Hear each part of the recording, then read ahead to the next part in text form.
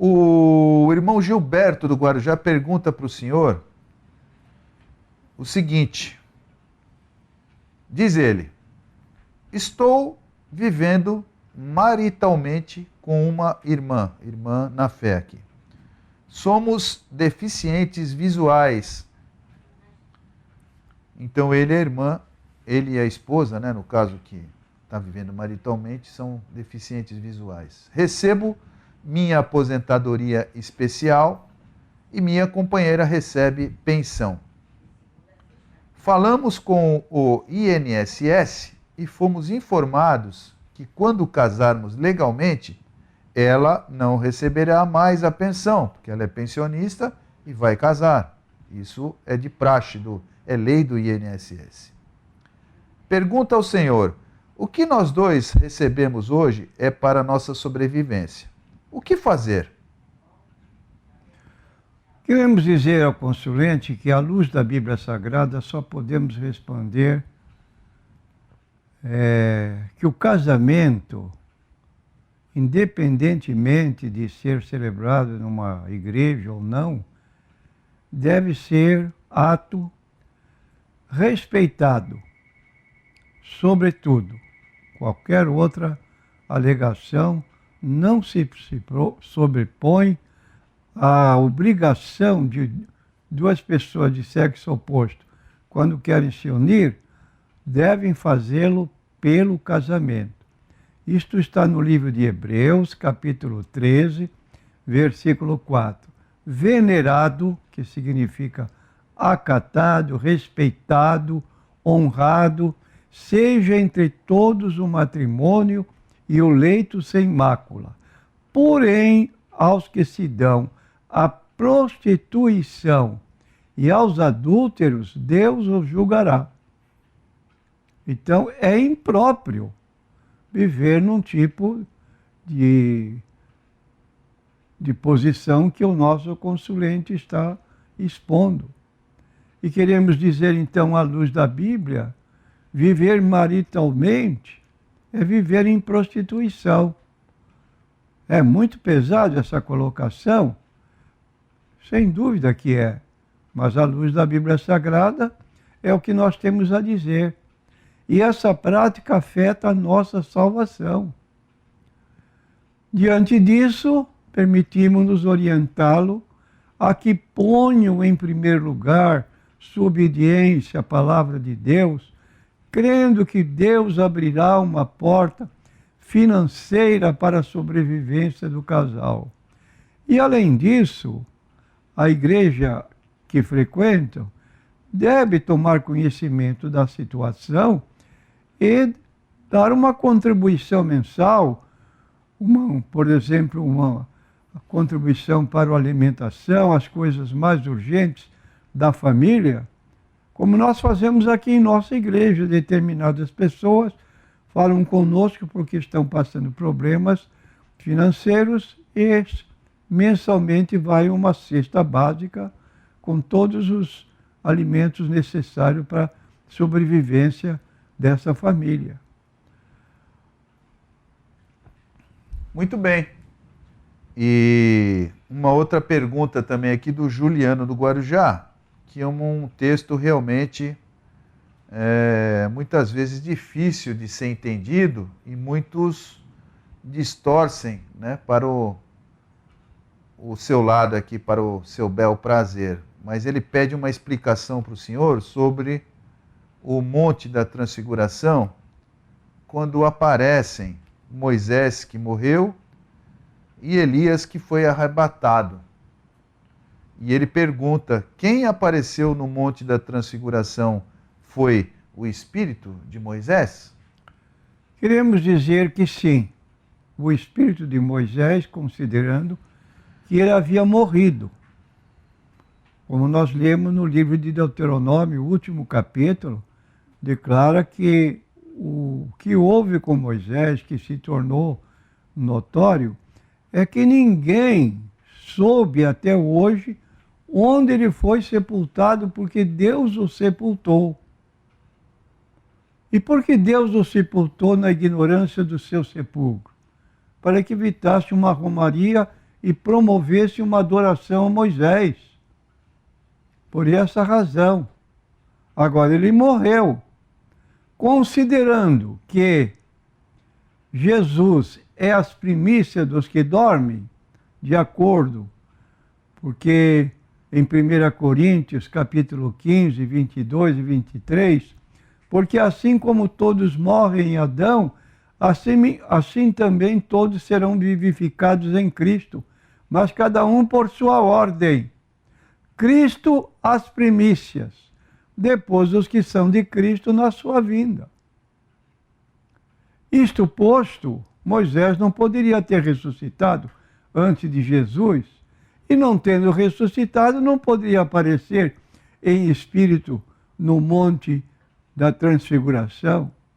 Então, naturalmente, a propósito, os que ensinam que Moisés ressuscitou antes de Jesus são os que negam a sobrevivência da alma, como adventista, testemunha de Jeová, ensinando que o sono da alma, que nesse intervalo da alma, a alma dorme com o corpo na sepultura. E falam do sono da alma. A Bíblia não fala do sono da alma. A Bíblia fala do sono do corpo. Então dizem que a alma dorme na sepultura, aguardando o dia da ressurreição.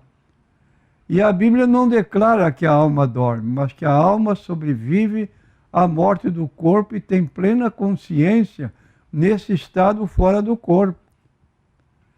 E nós temos a base bíblica de Mateus 10, 28, quando o próprio Jesus declarou: não temais os que matam o corpo e não podem matar a alma. Temei antes aquele que pode fazer perecer no inferno a alma e o corpo. Então está claro, o corpo pode ser morto, mas não a alma. Considerando que a alma do cristão está com Cristo no céu, ao passo que o corpo dorme consciente na sepultura. Logo, Moisés, quando morreu, seu espírito foi para o céu. Mas, como Elias também, que havia subido ao céu, retornaram no Monte da Transfiguração para conversar com Jesus. Queremos, ainda que o nosso ouvinte preste atenção, que não houve comunicação entre vivos e mortos. Por exemplo, Moisés e Elias não falaram com nenhum dos apóstolos. Falaram unicamente com Jesus. Se você me perguntasse que assunto foi tratado na ocasião, a respeito da morte de Jesus, que ia ocorrer dentro de alguns dias depois. Então, uma entabulação de um assunto pertinente aos que já haviam passado deste mundo para o além, cujas almas retornaram para um contato com o Senhor Jesus Cristo, com quem eles iriam se encontrar logo depois que Jesus morreu também e também subiu ao céu. Lucineide, ela repete a pergunta para o senhor feita anteriormente, alterando os textos anteriormente citados, não encontrando ligação entre um e outro. Agora, ela repete a pergunta, dando outros textos e repetindo a pergunta, se há ligação entre Êxodo 31, 18 e João 8, 6. Nós repetimos a resposta que também não vemos ligação entre os dois textos, nem quanto aos primeiros textos citados, nem quanto esta da segunda vez que agora estamos respondendo.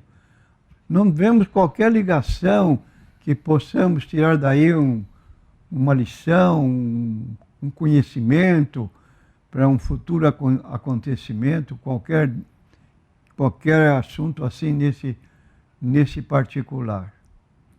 Muito bem, Lucineide, está aí a resposta da sua pergunta ao pastor Natanael. Pergunta de uma pessoa que não quer se identificar: como se pode definir uma pessoa como sendo um espírita? Allan Kardec define como espírita todo aquele que crê nas manifestações dos espíritos. Quem é espírita?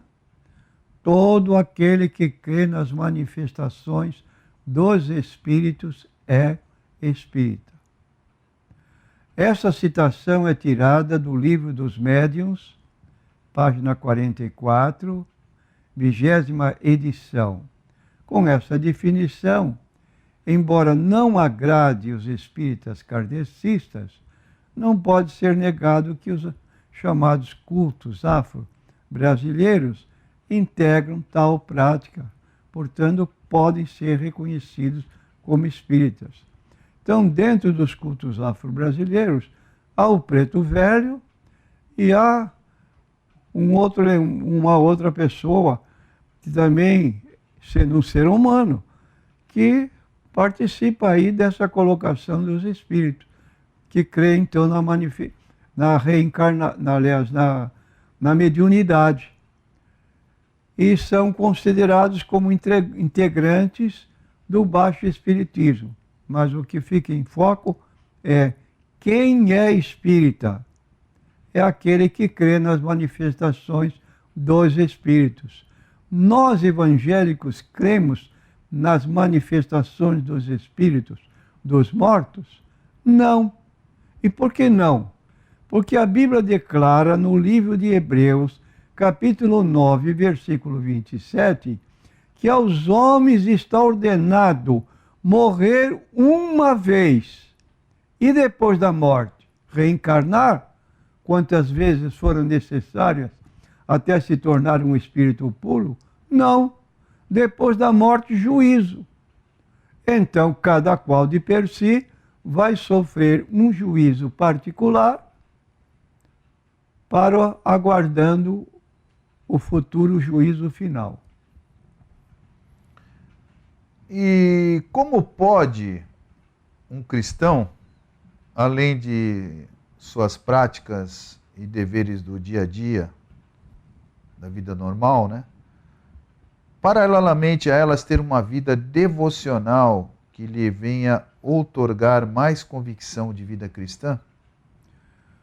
Queremos dizer que um dos pilares da experiência cristã é a vida devocional. Infelizmente, se perguntarmos para alguns crentes, você sabe o que é vida devocional? Ele não sabe responder. Então dizemos que é o cultivo de uma relação de intimidade com Deus através, primeiro, do estudo da Bíblia Sagrada e, segundo, aquela oração em lugar secreto onde a pessoa, tendo a vontade de conhecer melhor o que Deus quer para ela, faz pedidos às vezes que numa oração comum ela não pode fazer uma súplica com mais empenho para receber o que está precisando.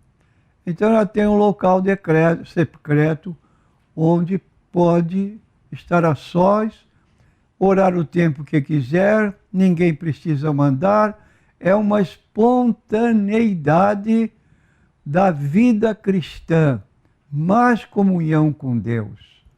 E essa comunhão, ela pode crescer além daqueles motivos que temos para estar presente nos cultos, temos a nossa oração coletiva na igreja.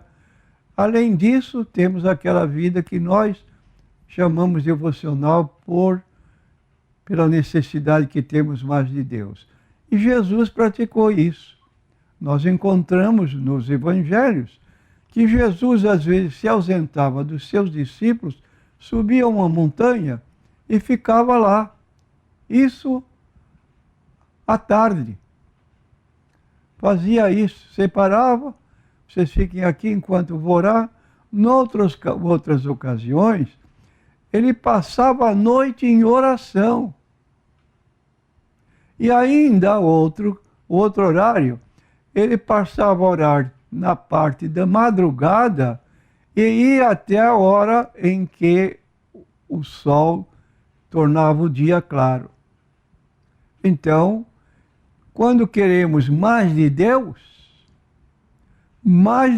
vamos buscar e receber. E como deve ser vida devocional ser vivenciada, pastor? Bom, nós já dissemos aqui que a vida devocional é recomendada para a pessoa estar num lugar isolado, sozinho, sem aquele barulho de casa, de família. Então, no momento das crianças que vão para o colégio, por exemplo, aos domingos de manhã, nós temos aqui um horário de oração das 8 até mais ou menos 15 para as 9. É uma espontaneidade, eu quero, eu preciso. Então você vem, dobra o seu joelho, ora, e estamos aqui orando. 15 para as 9 nós nos levantamos, cantamos um hino e depois dá um intervalo para continuar às 9 horas uma exposição bíblica e às 10 horas então nós temos também a escola bíblica dominical. Agora, essa ordem de Jesus está em Mateus 6:6. Mas tu, quando orares, entra no teu aposento e, fechando a tua porta, ora ao teu Pai que está em secreto, e teu Pai que vê em secreto te recompensará publicamente. Ainda mais, Jesus, durante seu ministério, como já temos dito, ele tinha momentos em que tinha esse momento especial de comunhão com o Pai. E se passarmos para o Antigo Testamento, vamos encontrar o profeta Daniel, diz o texto bíblico, que ele orava 3 vezes por dia e abria a janela do seu quarto com direção para Jerusalém, orando pelo seu povo e também pela sua vida e dos seus amigos que estavam no cativeiro, na cidade lá de Babilônia. E pode-se afirmar que a vida devocional é um privilégio para a pessoa que assim procede, embora sejam poucos que a pratiquem? Sem dúvida. Agora, isso não pode ser imposto, mas deve ser algo espontâneo, uma necessidade pessoal. É como o jejum. Mas o jejum a pessoa faz de per si mesma. Ela toma iniciativa de fazer o jejum. Da mesma forma, a vida devocional é um lugar, um ponto da nossa vida que queremos ter mais da presença de Deus, e é como diz o texto bíblico com relação aos sacerdotes no Antigo Testamento, eles podiam entrar no santuário 2 vezes ao dia, mas havia um dia sacratíssimo, que era o dia da expiação, uma vez no ano, em que além do véu, além da oração diária 2 vezes no santuário, o sumo sacerdote, ele entrava no Santo dos Santos. Lá era chamado o local em que Deus conversava com ele, dentro de uma nuvem, chamado Shekinah. Ele tinha aquela glória de Deus perto dele, porque o convívio dele era muito, muito íntimo. Ele havia sido designado como sumo sacerdote e uma vez no ano ele podia ter essa intimidade com Deus. Quem entrasse ou tentasse entrar no Santo dos Santos sem estar preparado, por vontade pessoal, era fulminado. Não podia, porque morria no caminho. Mas o sumo sacerdote podia entrar, porque ele era designado para isso. O paralelo que se faz entre o nosso quarto como lugar secreto, onde só nós penetramos, representando o Santo dos Santos, ocasião em que Deus se manifestava através da nuvem, como então temos visto na igreja, é um retrocesso, pois não apreciamos a vida devocional e talvez por ignorância ou mesmo por desprezo, poucos são os que anelam pela vida devocional. Pergunta ao Senhor, tal indiferença pode caracterizar um estado de mornidão espiritual? Não podemos afirmar positivamente, porque há crentes dedicados que às vezes até ignoram esse ponto que estamos aqui apresentando, mas são pessoas que estão sempre nos cultos de oração, participam de todas as reuniões da igreja, são pessoas que evangelizam, E não vamos acusar aqui de mornidão espiritual uma pessoa que demonstra atividade, pessoa que anela pelas coisas de Deus, tem sede, embora não entre no seu quarto para uma oração especial, mas em si ela demonstra que tem uma vida que busca a Deus. Muito bem. Pergunta aqui sobre a seita adventista. Se trata da passagem do livro de Mateus, no capítulo 17, versículos de 1 a 3, e que fala que 6 dias depois tomou Jesus consigo a Pedro e a Tiago e a João, seu irmão, e os conduziu em particular a um alto monte e transfigurou-se diante deles. E o seu rosto resplandeceu como o sol, e as suas vestes se tornaram brancas como a luz. Eis que lhes apareceram Moisés e Elias falando com ele, que é mais ou menos igual àquela primeira pergunta do irmão lá, se Moisés de que forma tinha aparecido para Jesus. Os textos deixam explicitado que Moisés morreu e depois, morto, apareceu para Jesus no Monte da Transfiguração?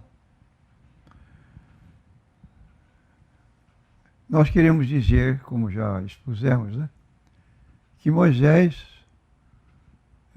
isso dizem esse grupo religioso que se mencionamos, adventistas, que Moisés foi ressuscitado antes de ir para o céu. Agora, quando nós vemos em Judas 9, um livro pequeno, que não tem capítulos, vamos encontrar algo que ali é notório, muito dado a pesquisas. Ou seja, quando o arcanjo Miguel apareceu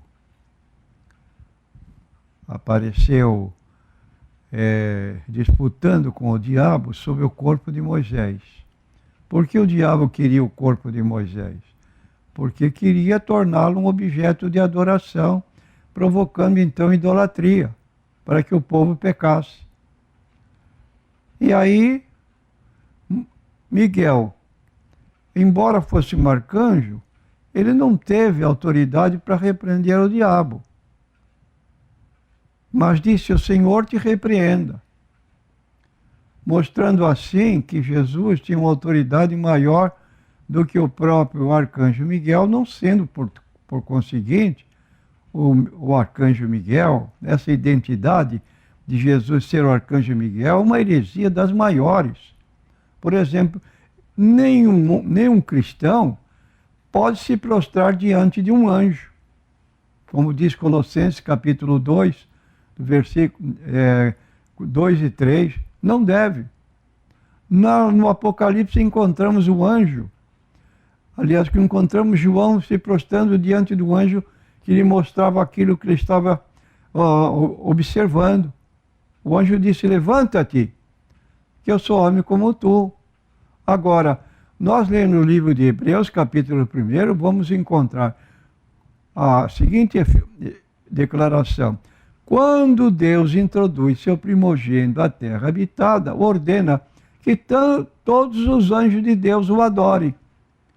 Ora, se Miguel, como anjo, tem obrigação de adorar Jesus, como vamos ensinar que Jesus é o próprio Miguel?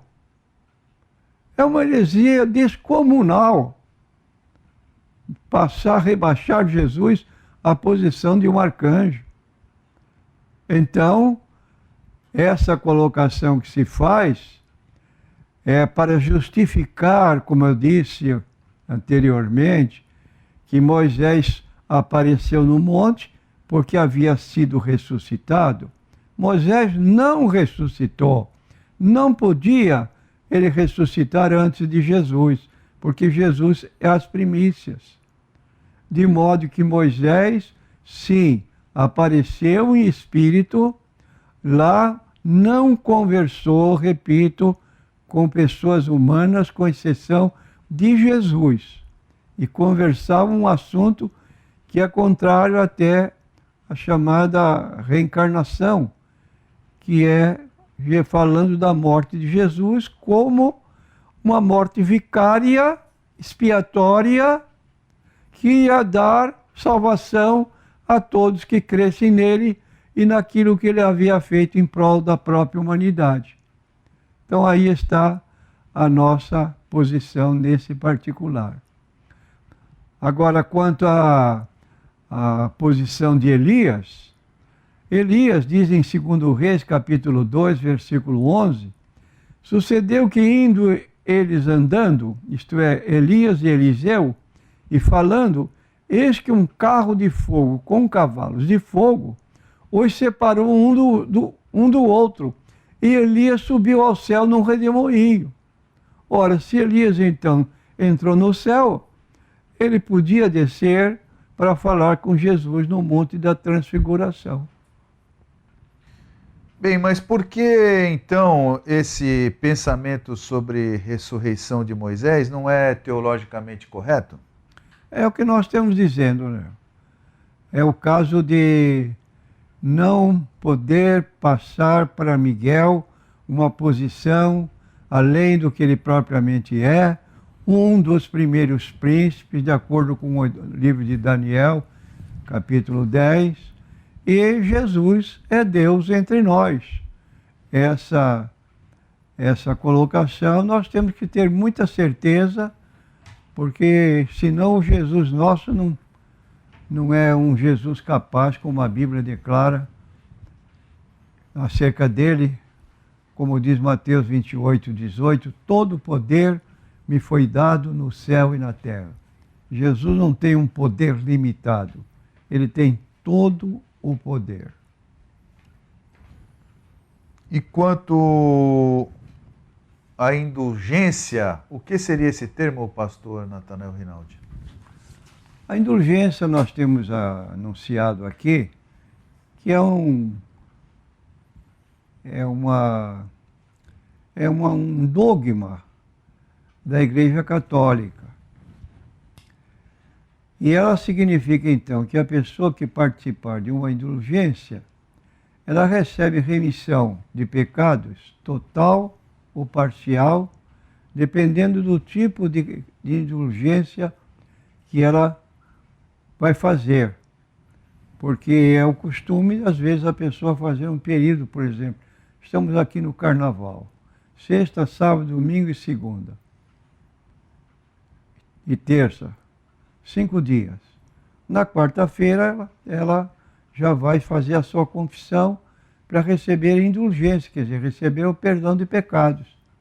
Tudo que fez no Carnaval é apagado, esquecido, porque ela comprou esse período para não anotar pecados que vão amanhã ter que ser explicados lá durante esse outro assunto, que é purgatório, em terceiro lugar, além do céu e do inferno.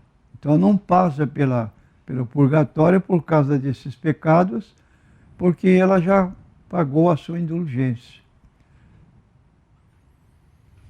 Muito bem. Pena e culpa, qual a diferença? O pecado de Adão trouxe como consequência a morte. Temos exemplos. Todo pecado que cometemos traz consigo uma dupla consequência: a culpa e a pena. Quando um fiel confessa seus pecados ao sacerdote, este lhe concede perdão dos pecados quanto à culpa.